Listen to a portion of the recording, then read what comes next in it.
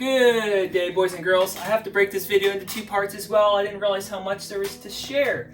So, in the last video, we just shared about all the different kinds of pencils and erasers that there are for art and why you would use each one.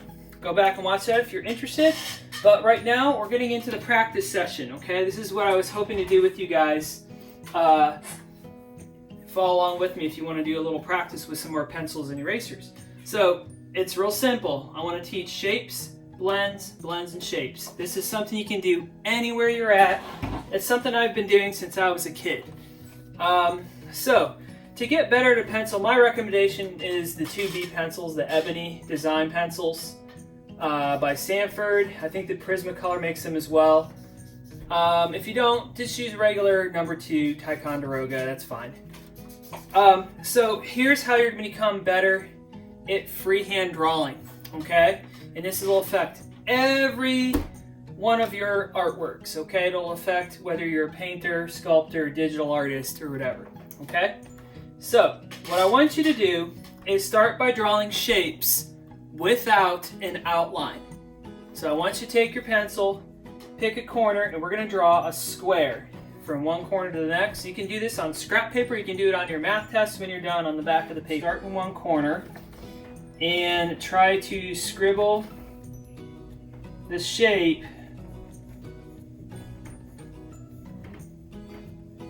the best you can. Pick another one.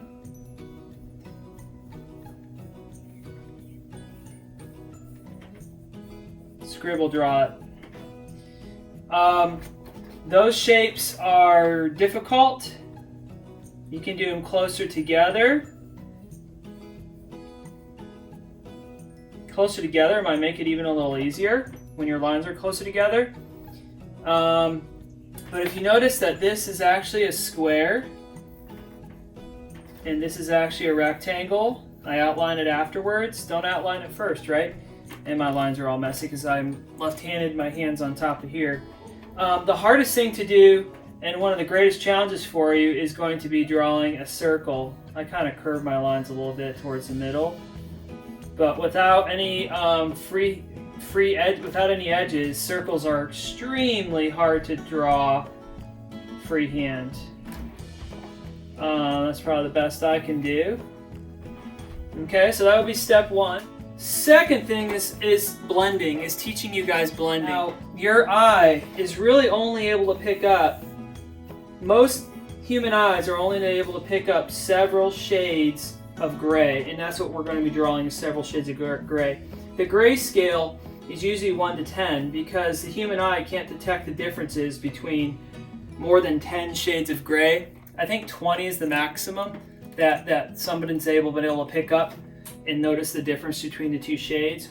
1, 2, 3, 4. Let's see, let's number this. 1, 2, 3, 4, 5, 6, 7. That's good enough. And what I want you to do is I want you to go from this being black and I guess this being white, and I want you to shade as dark as you can on the black side. Use the side of your pencil. Look how I'm holding my pencil differently, and I'm going up and down with my ebony pencil. This is where the darker lead pencils, the ebony pencils, work better. And I'm going to go from dark and work my way to lighter. This is called, what we're drawing right now is called value. What I'm actually drawing is a value scale. Everybody say value. Value is the key word for becoming a better pencil artist. And if you ask any true artist, they will tell you that value is more important to learn first before color. Color comes second. Value is crucial. If you look at an artwork and you turn off the value on a digital artwork, you will see that it's all set up in shades of value. So I'm going to wait off on that one. I'm going to show you a trick on your last one. So right now these all look very similar. I went from really dark, really white. I have another one next to it that's white. Now what I'm going to do is I'm going to shade this one darker. Actually, I might actually turn it to shade to get a different angle on the pencil. And I'm going to shade this a little bit darker. I might even try to shade my black darker so that this looks darker. Okay, now that I have that darker, I want to make my next step even darker. So did you notice that it's a process? I didn't automatically, quickly have it all perfectly done. It takes a little bit of work and time. So now you can see it goes from dark to medium, lighter. What might work for you guys is just to have a 5-step value scale instead of mine, which is a 7-step value scale. 5 steps is a lot easier to do than 7. So you have a dark, a medium, and a light.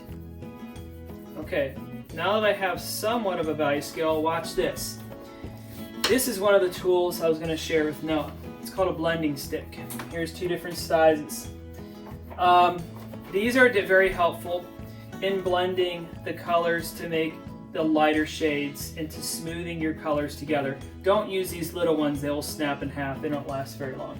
You can use a blending stick to spread the graphite around to blend it. You know what else you can use to spread the graphite around? Your finger. What I usually do is just use my finger like this. And I start with the darkest ones first.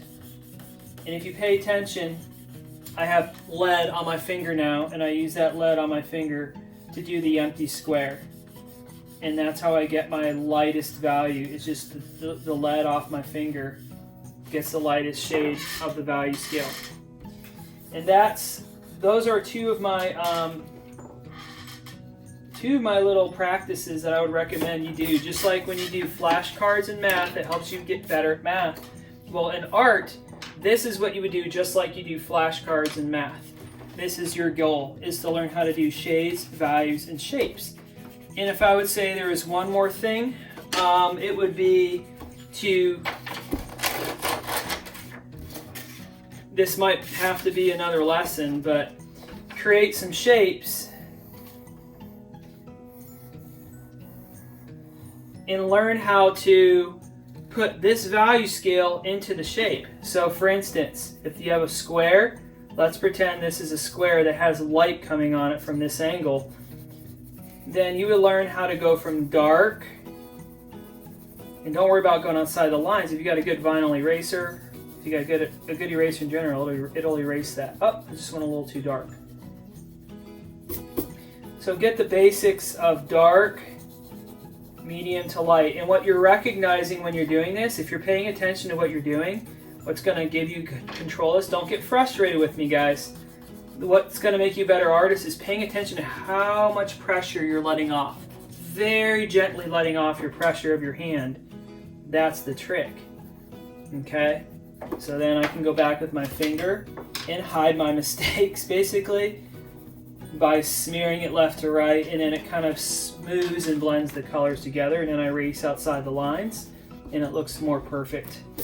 The hardest shape to do is not a rectangle, because with a rectangle you're scribbling up and down. That's a little bit, that's more advanced than any of this, but it's not as advanced. The most advanced thing to draw is shading on a rounded shape. That's by far, when I'm looking at someone's artwork and I'm looking to see what level of art they're at, if I see shading of any kind, I know that they're at a pretty advanced stage, probably about, I would say, a middle school ability.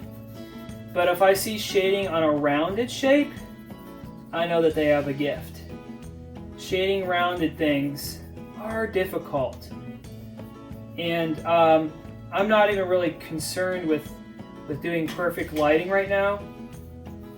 I'm concerned with going from dark to medium to light. Okay? And those are my 3 steps to becoming like your best practices for becoming a better artist is shapes, value scales, and value shapes. Shapes, value, shapes. Those are the 3 steps. I hope that helps you guys out. I'd love to see how you guys are doing on that. And like I said, a little tip, is to make your value scale only 5.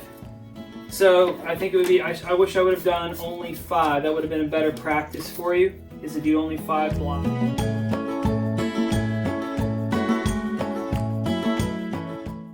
Instead of 7. It might have been a little easier to start with. Okay, talk to you guys soon.